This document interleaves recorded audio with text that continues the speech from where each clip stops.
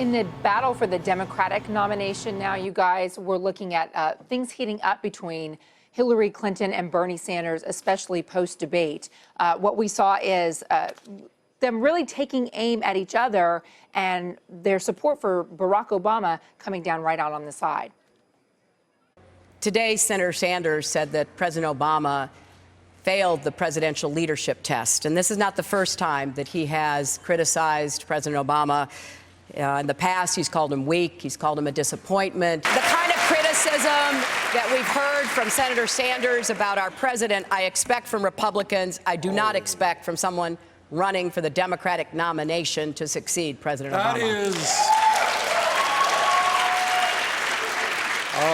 Madam Secretary, that is a low blow. Last I heard, we lived in a democratic society. Last I heard, a United States senator had the right to disagree with the president, including a president who has done such an extraordinary job. So I have voiced criticisms. As a senator, yes, I was a senator. I understand we can disagree on the path forward, but those kinds of personal assessments and charges are ones that I find particularly troubling. One of us ran against Barack Obama. I was not that candidate. In the most recent polls done in South Carolina, which admittedly were conducted before Iowa and before New Hampshire. But here you can see Hillary Clinton has a commanding lead over Bernie Sanders in this state, 30% or more. Her margin actually increases when you're looking at African-American Democratic voters in the state of South Carolina. In fact, nearly 2/3 of black voters are siding with Clinton. So clearly, if you look at those polls, and again, conducted before the Iowa caucuses or the New Hampshire primary, it looks like Bernie Sanders has a steep hill to climb. Steve and Leslie, when you're looking at this issue of who is appealing to whom, it's true that Bernie Sanders knows he needs to shore up support among minorities.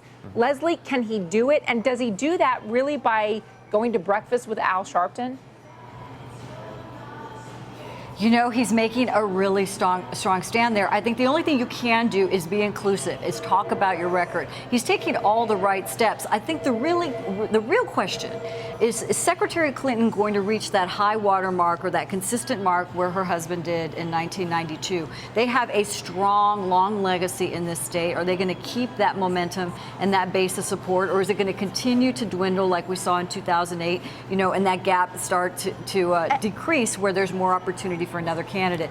You know, how strong is that base of support? But it's also not just him sitting down and meeting with Al Sharpton. If you listen closely to what Sanders has been saying in the last few days, really since his victory speech in New Hampshire, he's now framing the issues that have worked with Democrats so far in the first two states, in Iowa and New Hampshire: economic income inequality, the economy, wages, and he's basically suggesting, okay, this isn't just for the people of Iowa and New Hampshire. These are things that will help African Americans. These are things that will help low-income folks. And what he's also saying is that he's basically trying to broaden his message to speak to a broader, more diverse audience, something that he hadn't really been doing before Iowa and New Hampshire. Yeah, and I thought his argument about the Walton family of Walmart fame being the biggest recipients of government welfare was very persuasive. I don't want to overlook Nevada, because there you're seeing roughly 50% of the voters are people of color. A big contingent of them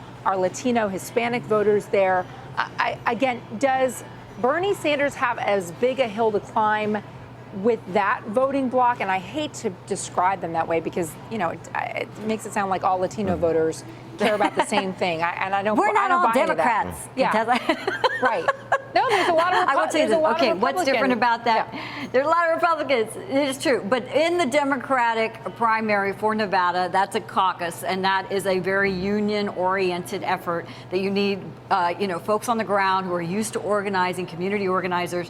And in this case, the culinary unions, which are predominantly Latino, that is the biggest labor growth in the area, performed exceedingly well, and that really rehabilitated Secretary Clinton's campaign in 2008. So I think she's going to rely on that effort. She has so many individuals with strong ties, family ties there. It's going to be a really hard area for Sanders to overcome. But as she moves through, she did very well in Texas with the Hispanic population. There's no doubt that Latinos are very favorable to Secretary Clinton, but there is opportunity in this conversation, and that's why I always say Latinos are the jump ball in this conversation. And Steve, finally, when you look at the topic of conversation in the debate last night, it looks like Hillary Clinton has made the decision, and she's going to stick to it, that she can't outrun being part of the Obama administration, and so she's going to celebrate it.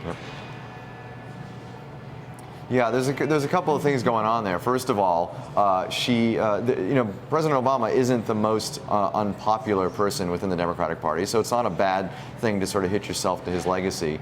But what's also interesting is President Obama did very, very well here in South Carolina in 2008. He basically doubled up on Hillary Clinton in the polls. And this is clearly a play for African-American Democrats in South Carolina to suggest that Bernie Sanders isn't on board with what the president's doing and pointing out all the criticisms that Sanders has made about the president in a place where the president is still popular. I think this is definitely a play for people here in South Carolina.